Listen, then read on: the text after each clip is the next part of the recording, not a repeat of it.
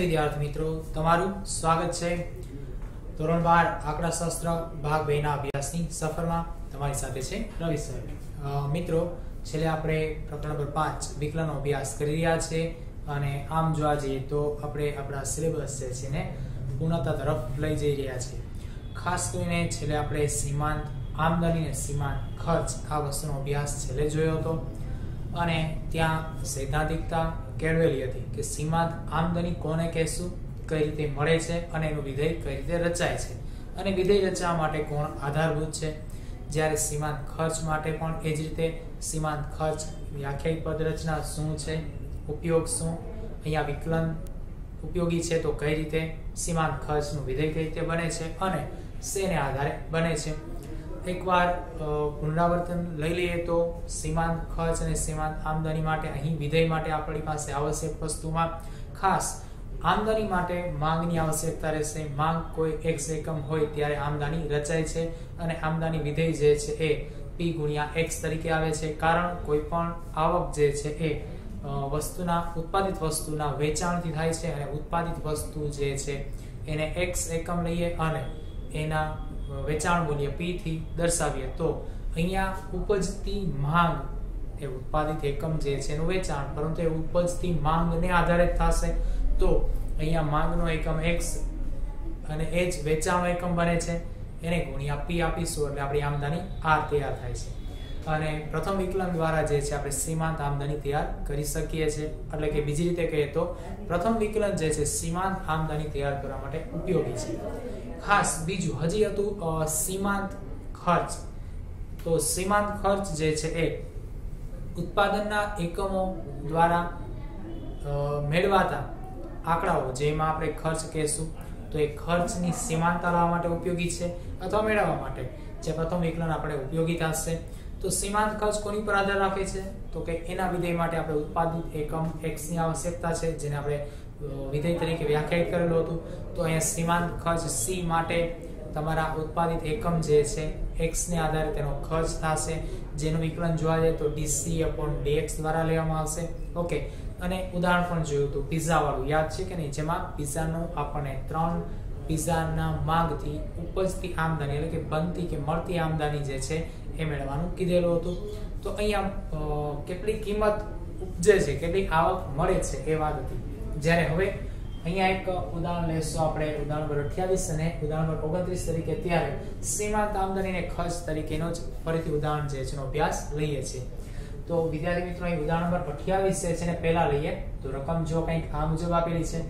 જો કોઈ એક વસ્તુની માંગનું વિધેય x બરાબર 50 - p/2 છે। હવે આ આપણે ઓલરેડી વિધેય આપેલું છે અને વિધેય કોનું છે તો કે માંગનું વિધેય। જો વિધેય x બરાબર 50 - p/2 હોય તો જ્યારે વસ્તુની કિંમત 30 હોય ત્યારે સીમાંત આમદની શોધો। ચલો, આપણે વસ્તુની કિંમત જે છે એ આપી દેવામાં આવેલી છે, કેટલા તો કે 30 રૂપિયા। હવે આની પહેલામાં જો તો થોડુંક એનાલિસિસ લઈએ તો આપણે અહીંયા આમદની પૂછવામાં આવી છે, ત્યાં આમદની પૂછવામાં આવેલી હતી અને આમદની કેટલી થશે એના માટે ત્યાં માંગ આપેલી હતી અને અહીંયા શું આપ્યું છે, વસ્તુની કિંમત આપી છે। બંનેમાં આટલો ફેર છે તો અહીંયા આમદનીમાં જેટલા ઘટકો છે એટલે કે આમદનીના વિધેય બનાવવા માટેના આધારભૂત જેટલા ઘટકો છે એમાંથી કોઈ પણ ઘટકની કિંમતો તમને આપી શકે છે અને એ પ્રમાણે આપણે વિધેયની રચના લેવી પડશે। પણ વિધેય બદલાશે નહીં। વિધેય શું છે તો કે વિધેય r બરાબર p ગુણ્યા x અથવા તો x ગુણ્યા p પણ લઈ શકીએ છીએ। તો x અને p પૈકી કોઈ પણ કિંમતો એટલે કે વસ્તુની કિંમત અને વસ્તુની માંગ પૈકી આપણે કોઈ પણ વિધેયના ઘટકનું મૂલ્ય આપેલું હોઈ શકે। જેમ કે અત્યારે જો તો વસ્તુની કિંમત p આપેલા છે તો x છે નહીં આપણી પાસે, તો x તૈયાર કરવા પડશે। ચલો, એ સામાન્ય ગણિત થશે અહીંયા, બરોબર। સીમાંત આમદની શોધવા માટે એક તો આપણી પાસે આમદની વિધેય r નથી, તૈયાર કરીશું આમદની વિધેય r માટે p ગુણ્યા x લેવાના છે। બીજું માંગનું વિધેય x તૈયાર નથી તો x નું વિધેય પણ આપણે તૈયાર કરીશું। પહેલા વસ્તુની માંગનું વિધેય તરીકે x બરાબર જે આપેલા છે, બરોબર છે, એમાં કિંમત p જે છે એનો આપણે ઉપયોગ કરવો પડશે। તેથી માંગનું વિધેય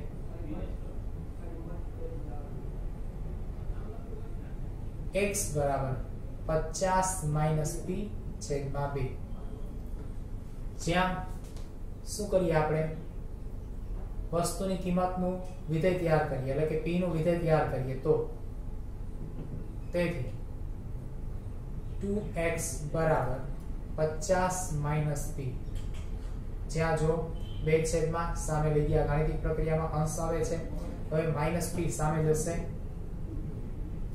તેથી 50 - 2x થશે ચલો વિધેય તૈયાર હવે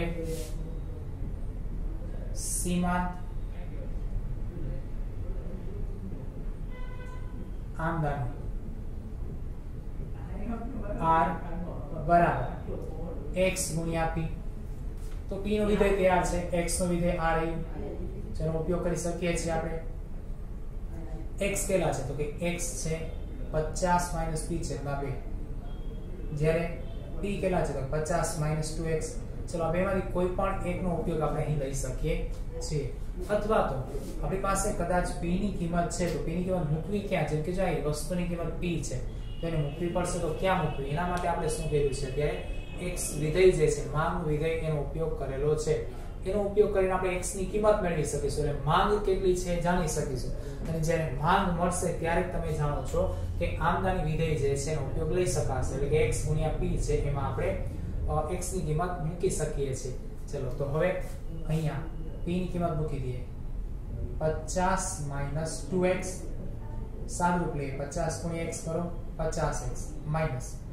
2 ગુણ્યા x છે ને x સાથેનો ગુણાકાર 2x સ્ક્વેર થશે તો હવે આમદની વિધેય r તૈયાર છે તો વિકલન લઈએ પ્રથમ વિકલન તેથી સીમાંત આમદની માટે પ્રથમ વિકલન dr/dx બરાબર 50x છે વિકલન શું થશે 50 - 2x સ્ક્વેર છે અને 2x સ્ક્વેર નું વિકલન લઈએ તો કેટલું થશે 4x એક ઘાત ઘટે એમ થઈ પ્રમાણિત વિકલન મુજબ તો સીમાંત આમદની 50 - 4x હવે ઓકે હવે આપણે x ની કિંમત જે છે તૈયાર કરીએ તો x બરાબર 50 - p છેદમાં 2 માટે p બરાબર 30 લેતા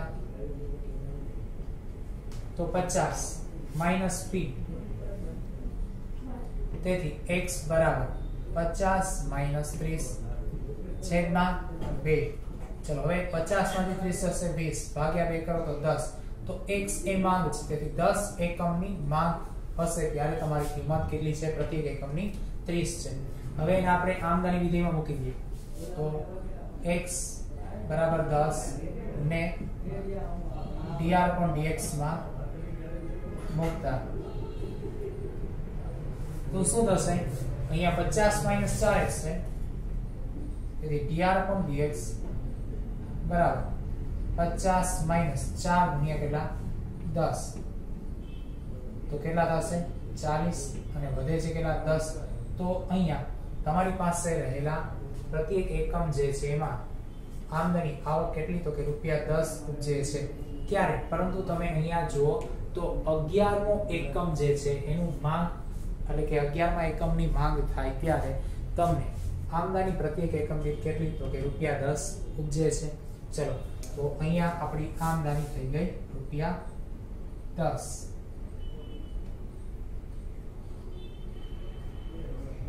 એટલે એવું કહી શકીએ કે 11મા એકમની માંગ હોય ત્યારે ₹10 ની આમદની થશે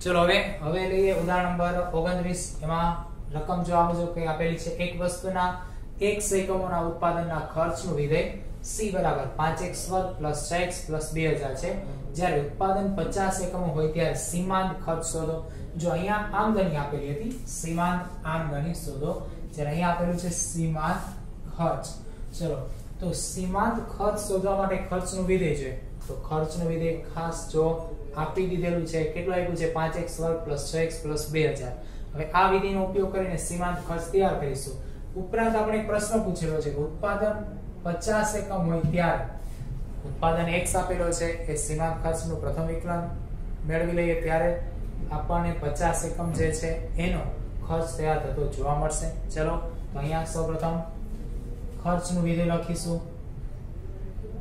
જવાબ તરીકે ખર્ચનું વિધેય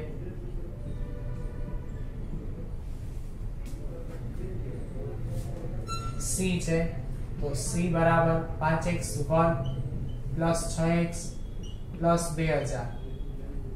જ્યારે ખર્ચનું વિધેય આપેલું છે તો ખર્ચ નું સીમાંતતા તૈયાર કરીએ. સીમાંત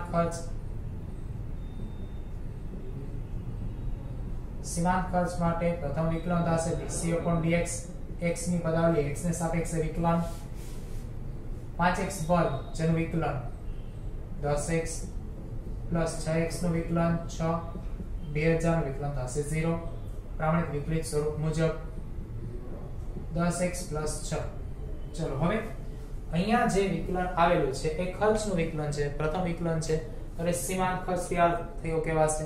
અને સીમાંત ખર્ચમાં પ્રત્યેક એકમનું હવે આપણને શું મળશે? ઉત્પાદિત ખર્ચ મળશે. ચલો અહીંયા કીધું છે કે ઉત્પાદનમાં 50 નો એકમ તૈયાર કરીએ તો સીમાંત ખર્ચ કેટલા મળે? તો x બરાબર 50 ને dc/dx માં લેતા તો dc/dx બરાબર 10 ગુણ્યા 50 પ્લસ 6. તો અહીંયા કેટલા આવે છે? 506 રૂપિયા. 506 નો ખર્ચ થશે અંદાજે. તો તમે 51 મો એકમ ઉત્પાદિત કરો ત્યારે આશરે તમને રૂપિયા 506 ઉત્પાદિત ખર્ચ થશે. આપણે એવું કહી શકીએ છીએ પ્રથમ વિકલનનો ઉપયોગ કરીને સીમાંત ખર્ચ માટે. તો જો અહીંયા આપણે ખાસ આ પ્રકારનો વિધેય જે છે એમાં વિકલન ઉપયોગી છે, જ્યાં તમે આવક સીમાંત આવક તૈયાર કરી શકો છો. એ રીતે અહીંયા તમે સીમાંત ખર્ચ પણ તૈયાર કરી શકો છો. છેલ્લે આપણે જોયું તો થોડોક સૈદ્ધાંતિક અભ્યાસ વખતે કે આપણે વિકલન ઉપયોગી છે તો કઈ રીતે. હવે કોઈ આપણે પૃથ્કરણ લેશું, વિશ્લેષણ કરીશું ત્યારે ખ્યાલ આવશે કે અહીંયા આ પદ્ધતિનો ઉપયોગ થયેલો હતો. જ્યારે સામાન્ય વ્યવહારમાં જોવા જાવ ત્યારે પદ્ધતિ જે છે એ ત્યાં બને છે પણ આપણે એને જોતા નથી. ડાયરેક્ટ શું કરીએ છીએ? હિસાબ કિતાબો લઈ લેતા હોઈએ છે. પરંતુ એ હિસાબ જ્યારે બને છે એની પાછળ જ્યારે વિશ્લેષણ કરવા જશો કે એની અંદર તમે થતા ફેરફારો શોધવા જશો અથવા તમારે બદલાવની જરૂર છે તો નીતિઓ ઘડવા જશો ત્યારે તમારે આ પદ્ધતિ જે છે એનો અભ્યાસ ત્યાં લેવાનો થશે. ત્યાં સુધી તો સામાન્ય જીવનમાં તમે જુઓ છો કે રાબેતા મુજબ આપણે થતા ખર્ચ આવક એને શું કરીએ છીએ? નોંધીએ છીએ, એક એકાઉન્ટિંગ કરીએ છીએ. પરંતુ હવે એનું ઓડિટ કરશો ત્યારે ખ્યાલ આવશે કે તમે અહીંયા એક પદ્ધતિ અપનાવી રાખેલી છે, એ નીતિનો અમલ કરી અને તમારા એ માળખાને ગતિશીલ બનાવો છો તેમજ આગળ પણ લઈ જાઓ છો. બરોબર છે? અને ત્યાં આપણને આવી પદ્ધતિઓ મદદરૂપ થતી હોય છે. ચલો વિદ્યાર્થી મિત્રો, અહીંયા આપણે સીમાંત ખર્ચ અને સીમાંત આવક મેળવતા શીખી ગયા છીએ અને એનો ઉપયોગ પણ જાણી ગયા. હજુ વધુ આપણે આ વિશેષ જે છે આગળ હવે બીજી પદ્ધતિઓમાં જવાના છીએ. હજુ એક આ જ લેક્ચરમાં નવો વિભાગ શરૂ કરી દઈએ અને એમાં ખાસ છેલ્લે જે હમણાં જોયું સીમાંત આમદની અને સીમાંત ખર્ચ એના જ વિધેયને આપણે આગળ લઈ જવાનું છે. અને જે હંમેશા એક ઉદ્યોગપતિ, વેપાર કરતા, વ્યવસાય લક્ષી ક્ષેત્રમાં જોડાયેલા દરેકે દરેક વ્યક્તિનો ઉદ્દેશ હોય છે, હેતુ હોય છે કે પોતાનો નફો, આમદની, આવક એને હંમેશા મહત્તમ તરફ લઈ જવું અને ખર્ચ જે છે એને કેવા કરવા? ન્યૂનતમ કરવા. તો બસ આ જ જે છે વિધેયોને હવે આપણે વિકલન દ્વારા સમજીશું. અને અત્યારનો આગળનો મુદ્દો એ જ રહે છે કે ખર્ચને આપણે ન્યૂનતમ કઈ રીતે કરશી વિકલનના ઉપયોગથી, અને નફો અને આવક એને આપણે મહત્તમ કઈ રીતે બનાવીશું એ પણ વિકલનના ઉપયોગથી. તો હાલનો નવો મુદ્દો જે છે એ રહેલો છે ખર્ચનું વિધેય જે છે એનું ન્યૂનતમીકરણ તથા આમદની વિધેય અને નફાના વિધેયનું મહત્તમીકરણ. ચલો ખાસ આમ જો તો આ વાતને હું રિપીટ જ કરીશ. છેલ્લે જોઈએ પ્રમાણે કે ચાલુ પ્રક્રિયામાં આપણે આ વસ્તુને જોઈ શકતા નથી. સીધો એક આંકડો લઈએ એટલે ખ્યાલ આવી જતો હોય છે કે ભાઈ અહીંયા કદાચ ખર્ચની માત્રા વધુ છે અથવા આવક બની રહી છે, થઈ રહી છે અને વધી રહી છે એવું કહેતા હોય છે કે નફો બની રહ્યો છે કે મળી રહ્યો છે. બરોબર? પરંતુ ખાસ આ બધા આંકડાઓ એક કયા તો કે એકાઉન્ટિંગના જ હોય છે, જે ડેલી અથવા તો એક પાર્ટીશન વાઇઝ આપણે ચેક કરીએ ત્યારે.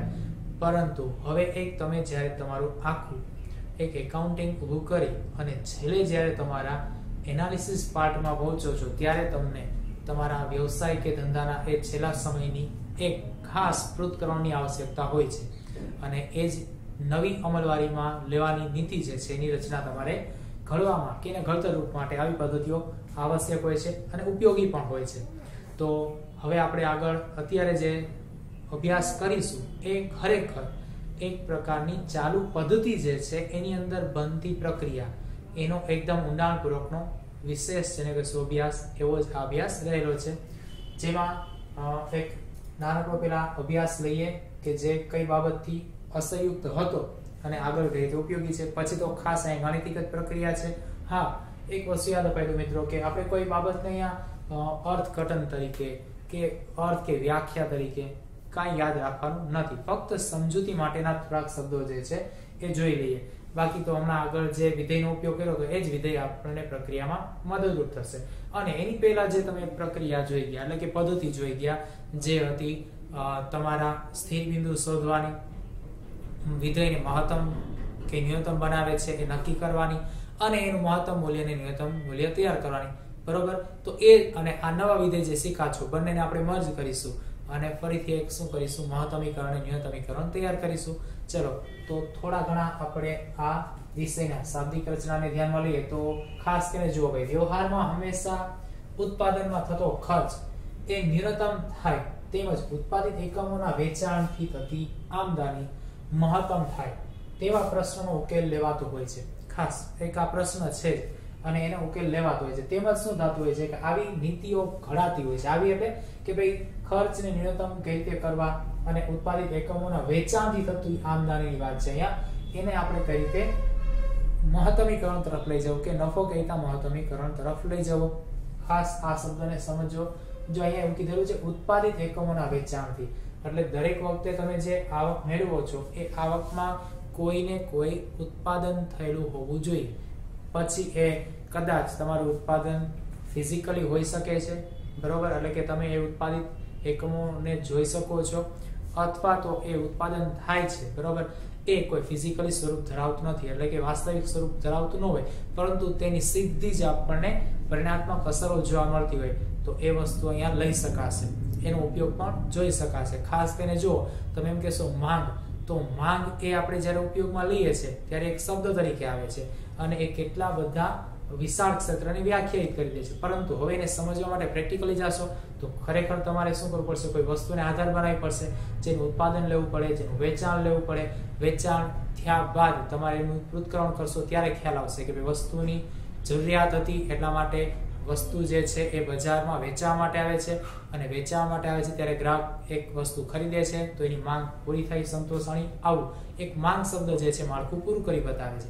તો અહીંયા એ જ વાત બને છે કે જ્યારે તમે કોઈ સેવા કાર્ય કે એને જો ઉત્પાદિત તરીકે લેતા હોય એનો એકમ રચાતો હોય તો એ અહીંયા આવશે, કિંમત કે મૂલ્ય ઉપજતું હશે તો, નહીતર એને આપણે વિકલનમાં અભ્યાસ લેવાની આવશ્યકતા નથી, બરોબર છે. ખાસ ઉદાહરણ તરીકે પણ એવા જ આપણે આંકડાઓ લેતા હોઈએ છીએ કે જ્યાં ઉત્પાદન આપણને સ્પષ્ટ રીતે ફિઝિકલી વાસ્તવિક સ્વરૂપે દેખાતું હોય છે. તો ઉત્પાદિત એકમોના વેચાણથી થતી આમદની એ મહત્તમ થાય તેવા પ્રશ્નોના ઉકેલ લેવાતા હોય તેવા જેની નીતિઓ ઘડાતી હોય છે, એટલે કે કઈ રીતે આપણે મહત્તમ કરીશું ને ન્યૂનતમ ખર્ચ લેશું વગેરે. આગળ જોઈએ તો અહીં આપણે જાણીએ છીએ કે ઉત્પાદન ખર્ચ કોણ છે તો કે સી, કોસ્ટ, એ તો આપણે આગળ જોઈ ગયા છે અને એનું વિધેય પણ લીધું હતું.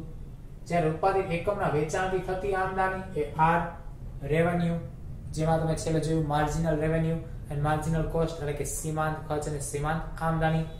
તો અહીંયા આગળ એક પ્રોફિટ એનો લેટર આપણે પી લીધેલો છે અને નફો પી જે છે તેમજ માંગ એકમ એક્સ ના વિધેયો છે એ તમે જોયું.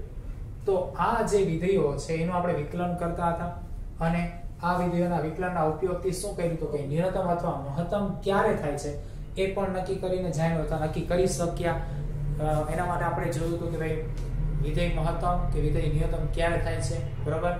તો એ વિધેયોનો જ ઉપયોગ કરીએ હવે આગળ અને એની શરતો હતી, એ શરતોથી આગળ વધીએ ત્યારે ત્યાં પ્રથમ વિકલન હતું, હવે આગળ જઈએ તો દ્વિતીય વિકલનનો ઉપયોગ કરીએ. તો ઉત્પાદનના ખર્ચના વિધેય સી ને ન્યૂનતમ બનાવવાની શરતો લઈએ, આમદની આર ને મહત્તમ બનાવવાની શરતો લઈએ અને નફાના વિધેય પી ને મહત્તમ બનાવવાની શરતો લેશું. ખાસ વિદ્યાર્થી મિત્રો આ એક ભાગ હવે એને તમે સમજી યાદ રાખી અને ઉપયોગ કરશો જ. ઉપર સમજૂતી માટેનો ભાગ હતો, એક નાનકડો અહેવાલ સ્વરૂપ પણ કહી શકાય, એકદમ સંક્ષિપ્તમાં. બરાબર છે. તો અહીંયા હવે ઉપયોગમાં લેવાની શરત જેને યાદ રાખીશું. પરીક્ષામાં પ્રશ્ન રૂપે પૂછાઈ શકે, દાખલામાં સીધી ગણતરી પ્રક્રિયા રૂપે ઉપયોગી થાય છે. તો ખર્ચના વિધેયને ન્યૂનતમ કરવા માટેની શરત જોઈએ. તો ખર્ચના ન્યૂનતમીકરણની શરત શું છે? તો કે ખર્ચનું પ્રથમ વિકલન dc/dx = 0 હંમેશા 0 સાથે સરખાવાશે અથવા 0 લેવાશે. નંબર 2 બીજી શરત શું આવશે ત્યાં? તો કે d2c/dx² > 0 એટલે કે તમારા ખર્ચના વિધેયનું દ્વિતીય વિકલન જે છે એ તમને 0 કરતા મોટું મળે. ઓકે, ચલો એ રીતે આમદની r ની મહત્તમ બનાવવાની શરત જોઈએ તો મહત્તમીકરણ તરીકે તો કે પ્રથમ વિકલન r છે એટલે કે r નું વિકલન છે dr/dx જે 0 અને એ જ રીતે દ્વિતીય વિકલન d2r/dx² <0 0 કરતા હંમેશા નાનું હોય. તો અહીંયા ઋણ કિંમતે મહત્તમ વિધેય એકદમ સાચું યાદ આવી ગયું છે અને અહીંયા ધન કિંમતે ન્યૂનતમ વિધેય થશે અને આપણે ન્યૂનતમ કિંમત મેળવી બતાવશે. અહીંયા મહત્તમ આમદની મેળવી બતાવશે. ચલો હવે આ થોડું છે ને આમ સમજ નહીં આવતું હોય, ખાલી શબ્દો કાને પડે તો જે શબ્દો તમે સાંભળેલા છે, અભ્યાસમાં લીધેલા છે એ આવડી જશે, એનો ખ્યાલ આવી જશે, પણ બાકીની પ્રક્રિયાઓ જે તમને દેખાતી જ નથી, શું થઈ રહ્યું છે કઈ ખ્યાલ જ નથી આવતો. તો એનો નાનકડો ભાગ પેલા ઉદાહરણ તરીકે લઈ લઈએ. જેમ કે ભાઈ આપણે એક નાનકડું એકમ જે કારખાના સ્વરૂપે લેવામાં આવે એવું, અને એમાં કોઈ નાનકડી વસ્તુનું ઉત્પાદન કરીએ જે જીવન જરૂરી ચીજ વસ્તુઓ પૈકીની જ હોય. તો હવે અહીંયા કદાચ તમે એક મશીન રોકો, એ મશીન ચલાવવા માટે કે થોડા ઘણા શ્રમની આવશ્યકતા છે કે તો 2 કે 3 વ્યક્તિઓ કર્મચારી તરીકે શ્રમ આપે અને મેનેજ કરવા માટે તમે ખુદ પોતે જ છો અને એનું મૂડી રોકાણ તમે ખુદ પોતે કરેલું છે. તો હવે તમારો આશય શું હશે? જેટલું રોકાણ છે એ રોકાણ પહેલા તો ક્લિયર થાય, સાથે એ મેનેજ કરવું છે તો એના બધા ખર્ચાઓ પહોંચી વળો અને સાથે કર્મચારી જે છે એને તમે શું કરી શકો? પહેલા તો એ શ્રમ પૂરતું એના માટેનું વળતર આપી શકો. આટલો પેલો એમ રહેલો છે ને ત્યારબાદ જે બધું બચે છે વધે છે આપણો નફાનો ભાગ. તો આ બધી પ્રક્રિયા બધા ઘટકોને ભેગું કરશો ત્યારે તમારો એક આખું એકમ કેવાશે, એક ચક્ર કેવાશે જે ચાલે છે રાબેતા મુજબ. બરોબર. હવે એમાં ધીમે ધીમે ઊંડાણપૂર્વક અભ્યાસમાં જાઓ ત્યારે તમને ખ્યાલ આવે કે અહીંયા એવી કઈ કઈ બાબતો જે છે એમાં ફેરફાર લાવીએ. એ ફેરફાર થોડા ઘણા જોઈએ, અલ્પ ફેરફાર. બરોબર. અને એ અલ્પ ફેરફારને લીધે આપણે શું કરી શકીએ? ખર્ચમાં ઘટાડો કરી શકીએ અને નફાનો ભાગ વધી જાય, આવકનો ભાગ વધી જાય, આવી વસ્તુઓ લેતા હોય છે. તો આ જ વિશ્લેષણ આપણે કોણ કરી બતાવશે? અહીંયા વિકલન કરી બતાવશે. જેમ કે ભાઈ એક મશીનમાં આપણે ચોક્કસ 50 એકમનું ઉત્પાદન ડેઈલી કરીએ છીએ, રોજ કરીએ છીએ. તો હવે એક કામ કરીએ, 50 એકમના ઉત્પાદનની જગ્યાએ કદાચ આપણે 60 એકમનું ઉત્પાદન લઈએ તો એટલા જ સમયમાં 60 એકમનું ઉત્પાદન જો શક્ય બનતું હોય તો થઈ શકે છે કે એ મશીન જે છે એનો પૂરેપૂરો પેલા ઉપયોગ થશે. બીજું, હવે અહીંયા જે તમે સમય આપો છો એટલા સમયમાં 50 ની જગ્યાએ 60 એકમો લઈ શકાય છે. અને હા, ત્રીજી વસ્તુ કે શ્રમ એટલો જ હોવો જોઈએ, શ્રમ વધવો જોઈએ નહીં. જો શ્રમ વધશે તો તમે જાણો છો કે વેતન વધી જશે અને વેતન ચૂકવવાનું વધશે તો ખર્ચ વધશે. તો એ ખર્ચ વધવાનો જોઈએ, સમય એટલો, શ્રમ એટલો જ હોવો જોઈએ, શ્રમ વધવાનો જોઈએ. અને જો તમે એમાં 50 કરતા વધુ એકમો તૈયાર કરાવી શકતા હોય તો એ તમારું ચોક્કસ માળખું પ્રક્રિયાનું થયું. નહીતર એ શું થશે?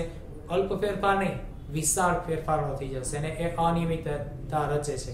આવું થવું જોઈએ નહીં. ચલો આ જ વસ્તુ હવે કદાચ તમે આની જગ્યાએ તમારા રો મટીરિયલ જે છે એનો ખર્ચ ઘટાડી શકતા હોય તો બની શકે, અને એ જ રીતે જથ્થાબંધ વસ્તુઓ સપ્લાય કરી શકતા હોય તો આ બધા જ પોઈન્ટને ધ્યાનમાં લેશો ત્યારે તમને લાગશે કે ખર્ચ અને આવક બંનેમાં તમને જોતું વિધેય મળી રહેશે. એટલે કે ન્યૂનતમ ખર્ચ જશે અને આવક વધશે, તેમાં નફો ઊંચો જશે. ચલો તો આ જ ભાગને આપણે કોણ સાબિત કરી બતાવશે? તો કે આ ન્યૂનતમ અને મહત્તમની શરતો, જેમાં નફાનો વિધેયને લઈએ તો મહત્તમ બનાવવા માટેની શરત શું છે? તો કે dp/dx = 0 અને d2p/dx² < 0.